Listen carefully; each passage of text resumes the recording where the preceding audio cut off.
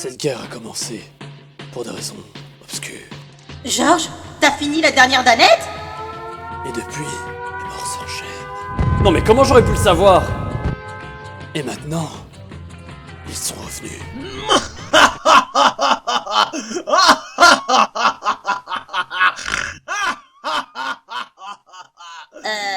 C'est des potes à toi, Patrick? Pas du tout, je savais même pas que les chouettes avaient un parti d'extrême droite.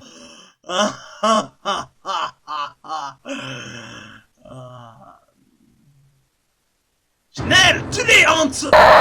Georges, tu peux venir m'aider à installer mon décor, s'il te plaît? Putain Juju, la Terre se fait attaquer, il y a une guerre sans merci, de yaourts mutants contre des chouettes nazis qui chevauchent des sangliers de guerre, et toi tu trouves rien de mieux à foutre que de faire ton émission? Oh, Georges, putain, relativise. Oui, c'est la fin du monde, et alors? Ça va pas nous empêcher de faire des vidéos?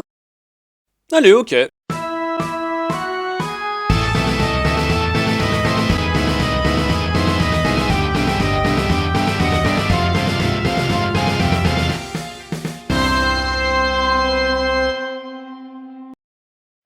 Hello, mes nyctalopes!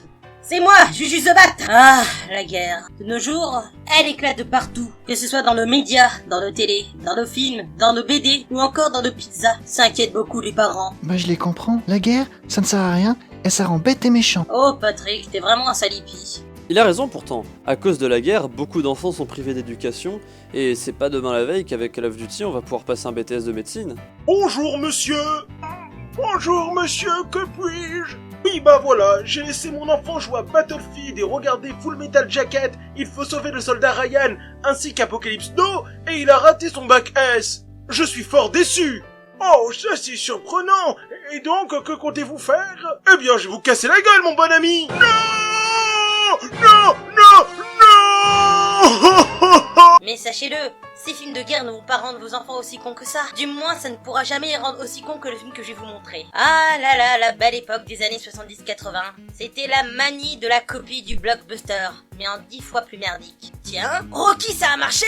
Eh bien, nous aussi, on va faire notre film de boxe! Ah, écoute, Rico. Tu sais ce que les marchands de viande comme Iyal font des types comme toi? Ils les manipulent et ils les pressent comme des... Je ne me laisserai jamais manipuler. Il faut que ça marche.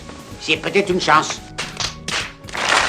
Des films comme ça, il y en a plein. On appelle ça des nanars. Et pour ce premier épisode de Juju contre les nanars, j'ai choisi un de mes préférés. Voici Strike Commando! Ah putain, rien qu'à l'affiche, il a déjà vu ce que son film allait donner. Juste au passage, je vous recommande de voir ce film entre potes. Il y a moyen que vous passiez une putain de soirée. C'est pour ça que je ne vais pas vous raconter le film en détail et que je vais cacher un ou deux gags. Tout commence avec les espions les plus discrets du monde qui s'infiltrent dans une base militaire vietnamienne et qui ont pour mission de la faire sauter. Baissez-vous. Ah, putain. Ah ouais, ça c'est du camouflage, ouais. Ah mais je comprends pourquoi elle sort plus de Splinter Cell. Mais hélas, le fait d'être aussi discret qu'une licorne dans un troupeau de rhinocéros a ses défauts. Ils se font repérer malgré que les bombes ont été placées. Mais pas de panique, leur pote à côté décide de faire sauter la base. Major, je veux avoir ce dépôt à n'importe quel prix, vous entendez? À n'importe quel prix. Sacre bise américaine, fuck yeah. Ah non, ça va tranquille, ils s'en sortent à dalle, mais... Ah non, le blague de la bande est mort. Ce sont les risques du métier, Harriman. Il leur restait encore 1 minute. La mission avant tout. N'oubliez jamais ça, Major. Ils étaient des héros. Quelques jours plus tard, le héros blanc blond aux yeux bleus et américain se fait recueillir par des gentils paysans qui bien sûr considèrent les Américains comme les sauveurs uniques des méchants communistes. Vous venez d'Amérique? Et pour eux, tous ceux qui viennent de là-bas représentent la liberté.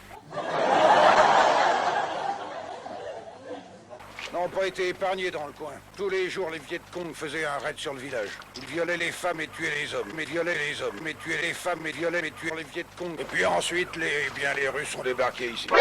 Qu'est-ce que tu dis? Les Russes, mais enfin, vous racontez n'importe quoi. Non? Bon, bien sûr, c'est un soldat, il ne doit pas déserter, il doit donc rejoindre les lignes américaines. Les malades devront rester ici, puis quand je rejoindrai les lignes américaines, j'enverrai un groupe d'hommes qui viendra les chercher. C'est d'accord? C'est d'accord. Une escorte lui est alors donnée. Un attachement fort se lie entre ce guerrier de la liberté et ces chaleureux petits paysans. Ils partagent des choses en commun. De la route, de la route, de la route. Des moments de suspense! De la route. Et même que l'Américain fait la promesse d'emmener Viet Cong Junior en Amérique. Le popcorn et les friandises poussent sur les arbres. Ah, Et les enfants ont le droit de manger tout ce qu'ils veulent. C'est vrai? Oui, c'est un endroit où les rêves deviennent réalité, car les enfants peuvent tout demander au génie qui est dans la lampe merveilleuse. Il leur dit, je suis ton serviteur, petit maître, commande et alors je t'obéirai. Mais mon petit, l'Amérique c'est un pays magique où il y a les barbapapas qui poussent sur les arbres et il y a des cuisines de popcorn. Est-ce que tu veux bien signer en bas de la feuille maintenant? Quand soudain, après une longue marche, ils se font attaquer par un bateau ennemi. C'est alors que l'Américain eut l'idée de prendre un lance-roquette et... Ah bah non, je déconne, c'est un Américain, pas une tarlouse d'Européen. Il va gentiment s'approcher du bateau ennemi en mode crocodile avec un sac d'explosifs et le faire...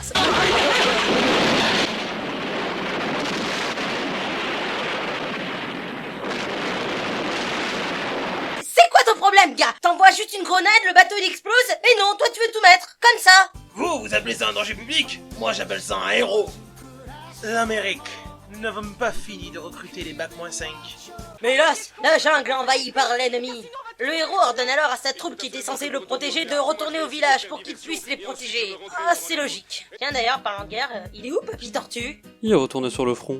Oh mon dieu! Bah attends, le gars il a passé toute sa jeunesse avec une AK dans les mains. Ça lui rappellera sûrement le bon vieux temps.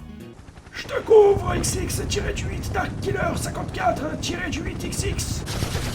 Alors qu'on voit le grand méchant du film. Tiens, j'ai déjà vu quelque part celui-là. Ensuite, suivi d'un combat sponsorisé par Alerte à Malibu. Heureusement, les potes américains de notre héros américain se ramènent avec leurs oiseaux d'acier américains et descendent les méchants ennemis de la République démocratique américaine.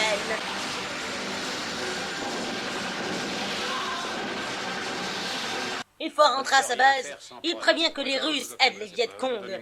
Son commandant lui demande alors des preuves. C'est alors qu'il retourne au village de Konoha. Mais malheur, les villageois sont tous morts. C'est donc la scène la plus triste du film. America, dis-moi encore, dis-le-là. Il y a des tonnes de popcorn, tu sais. Il y en a plein partout sur les arbres, et plein. Il déverse alors toute sa haine sur des pauvres maisons qui n'ont rien fait. Ah, meurs Conforama! Crève Ikea! Dans ton cul le roi Merlin! Les cris de guerre anti-maçons font sortir le méchant de sa cachette. Bon, bien sûr, il se fait capturer et se fait torturer. Putain, cette torture le CE2. Prenez mon lait au chocolat et foutez-moi la paix! Après des semaines à jouer la piñata, le héros craque et accepte de passer un message pour pousser les Américains à abandonner la guerre.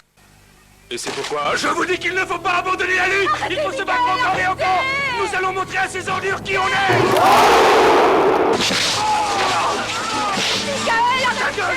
Allez, man, on s'en va de là. Mariage forcé! Fuck yeah! Non, attends! Pas cool! Suivi d'une scène de bataille légendaire. Explosion, réutilisation de séquence avec un zoom. Et...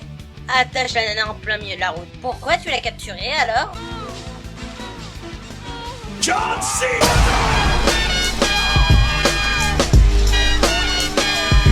Ah pas mal, j'avais pas vu venir.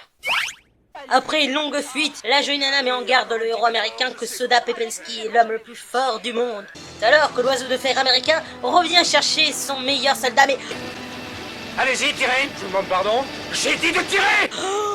Révélation de ouf Guedin, le colonel au début du film qui a fait sauter la base. C'était un méchant, c'était un traître, c'était un packnock. Il ordonne qu'on abatte le gentil. Nope. Mais le gentil qui est très gentil survit. En revanche, la nana meurt. Oh la vache! Elle est morte! Oh non! Pour une fois, j'étais vraiment amoureux! Je voulais me marier et avoir des enfants et... Non! Non! Oh, je la connaissais depuis 20 minutes, quoi! Et là, il y a un bateau ennemi. Et notre héros adore se ramener avec des sacs de grenades et...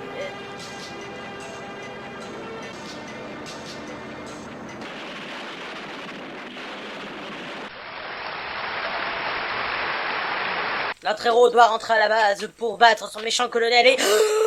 Tu te débrouilles pas mal, la Merloc. Mais tu me fais pas peur. Aline-toi, allez hop. Viens me montrer ce que tu sais faire. Allez, avance. Avance. Allez, à nous deux. Combat final contre le grand méchant. Alors attention, de tous les combats dans n'importe quel film, celui-là est le meilleur. Hop là, faux coup de poing, check. Cadrage foiré, check. Corps à corps, check. Alors pour ceux qui n'ont pas vu, il lui a donné une droite sur le ventre et il a reçu une gauche sur la tête. Joli. Regardez-moi toute la colère que mettent ces acteurs.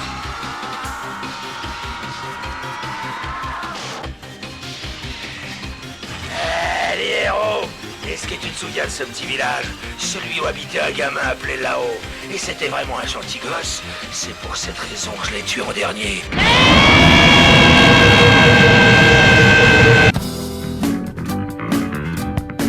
Et bien sûr, avant que le film se finisse, il doit se venger du méchant colonel qui a voulu le tuer, car en vrai c'était un sale traite.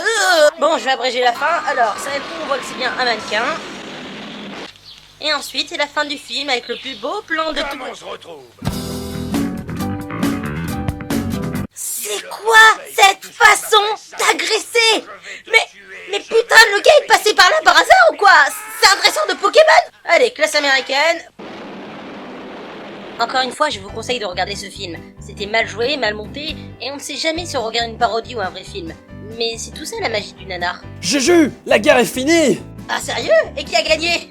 J'ai pas tout suivi, mais il y a un soldat américain qui a fait le Vietnam, qui nous a sauvés en balançant un sac de grenades sur le bateau principal des chouettes nazis. Ah, comment on n'a pas pu le voir? Il avait un sac de grenades sur lui! Ah, la nature, n'est-ce pas magnifique? Ouais, magnifique. C'est magnifique, ouais.